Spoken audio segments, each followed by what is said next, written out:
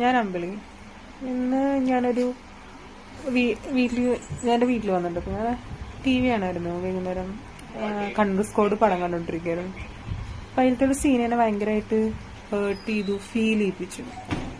ആ മൂവി കണ്ടുകൊണ്ടിരിക്കുമ്പോൾ, ആ സീൻ കണ്ടുകൊണ്ടിരിക്കുമ്പോൾ എനിക്ക് മനസ്സിൽ തോന്നിയ കുറച്ച് വരികൾ ഞാൻ എഴുതി. ഞാൻ വായിക്കാം. സമൂഹം എന്ന ഇരുണ്ട കാർമേഘം പൊന്ന് പെണ്ണിന്റെ കണ്ണീരിനേക്കാൾ വില കൊടുത്തപ്പോൾ മണ്ണിനോട് ചേരുന്ന പെണ്ണിന്റെ എണ്ണവും കൂടി.